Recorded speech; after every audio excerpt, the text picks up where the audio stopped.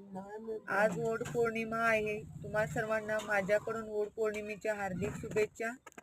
मी आज सकाळी लवकरच उठलेली होती. अर्णव स्कूलला गेला, त्याला मी फ्राईड राईस बनवून दिला. त्यानंतर मी पुरणपोळीसाठी डाळ शिजवली, कणिक मळून घेतली. आता सकाळचे 11:30 वाजलेले आहेत आणि माझ्या पुरणपोळ्या झालेल्या आहेत. नैवेद्यासाठी 2 छोट्या पुरणपोळी इथे मी बनवलेल्या आहेत. आता आपण नैवेद्यासाठी ताट तयार करूया देवासाठी.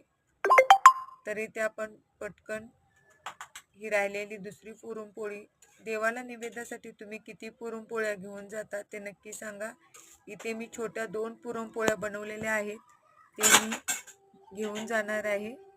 तर हे पहा, अगदी बॉलसारखी आपली ही पुरणपोळी फुगून काठोकाठ भरलेली आहे. एकदम छान फुगलेली आहे, फुगून टम्म झालेली आहे. जास्त वेळ सुद्धा लागत नाही. डाळ चांगली शिजली आणि कणिक चांगली मळून झाली की अगदी 2 तासाच्या आतमध्ये आपला हा पुरणपोळीचा स्वयंपाक तयार होतो. तर हे पहा, इथे आता आपली ही लास्ट पुरणपोळी आहे. यामध्ये आता आपण 2 पुरणपोळी, दूध, तूप, आमटी, भात देवाला वाहायचं आहे, नैवेद्य म्हणून ठेवायचं आहे. आणि त्यानंतर मी तयारी करून वड पूजेसाठी आम्ही सर्व मैत्रिणी जाणार आहोत. इथे साधा भात घेतलेला आहे. तो भात,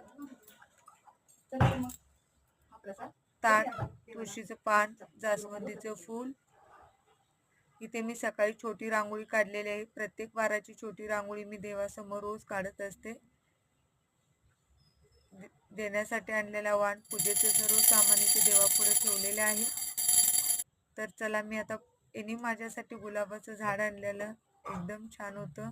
तर या पद्धतीने मी महाराष्ट्रीयन लुक केलेला आहे. आता आम्ही सर्व मैत्रिणी पूजेसाठी जात आहोत. खूप जण आले होते, एकदम छान मजा केली. सर्वजण गप्पा गोष्टी आनंदामध्ये कसा वेळ गेला कळाला सुद्धा नाही. आणि घरी आलो तेव्हा जवळजवळ 3:30 वाजले होते. तर एकमेकीला वाण दिला, उखाणे घेतले. खूप छान आणि मस्त असं वातावरण होतं. एकदम छान आजचा दिवस गेला.